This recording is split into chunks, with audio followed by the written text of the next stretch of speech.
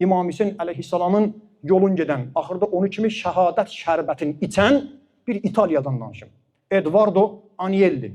Çıxandan sonra telefonu götürün, vurun. Yazın, Edoardo Agnelli. İtalyandır. Ana Yahudi, ata Hristiyandır.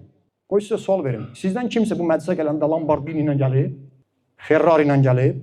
Siz burada əyləşənlərin kiminsə təyyarə zavodu var, Fiat, Lamborghini, Ferrari. Neçə maşın firmalarının, brend firmalarının sahibi oğludur. Agnelli ailəsi. Atasının illik qazancı İtaliyanın büdcəsindən çoxdur. O dünyasını dəyişəndə deyəcəyəm. O dünyasını dəyişəndə qəzetlərdə onun haqqında yazılan Avropada tanınmış qəzetlərin manşetində bu yazıldı. Öldü o Edoardo ki, atasının Maserati'sinə, Lamborghini'sinə minmirdi, ayaqla gəzir, velosipedlə gəzir. Kimdə sizə dedim burada əyləşənlərdə? Bizim bu şəhərdə yaşayanların heç kəsin pulu, Azərbaycanda tanıdığımız haramdan, halaldan varlanan, qazanc əldə edən heç kəsin pulu Edoardo'ya çatanmaz. Amma bugün adı şəhiddir. Edoardo müsəlman oldu. Birinci Quran oxumağına. Sonra gəldi İrana. İranda rəhmətli İmam Xümeyni ilə görüşdü. Ayətullah Xamenei, şəhid ağamız, Allah ruhunu şad eləsin bu məclisdə. Arxasında namaz qıldı. Sonra bir müddətdə istədi dərs oxusun, biraz dərs oxusun, sonra İtaliyaya qayıtdı. Ata-anası qabağına qoydu ki, sən ya bizi seç, ya da ki, onları seç. Bu qədər maşın firmaları, təyyarə, helikopter istehsal edən zavodlar, Juventus futbol klubunun sahibi Edoardo Agnelli milyardlara yox dedi. Dedi, mən əqidəmi satmaram. Mən Hristiyan idim, indi olmuşam müsəlman.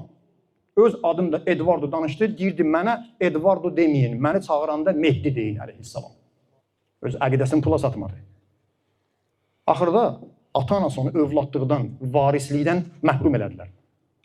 Sağlığında ki vermədilər, alırdı kasıblara paylayırdı. Fələstinə kömək edirdi, məzlumlara kömək edirdi. Sonda ata-anası dedi ki, birdən biz ölərik, varis qismində oğlumuza pul çatar. Oğlunu varislidən məhrum elədilər. Alınmadı. Onu dəlixanaya salıblar.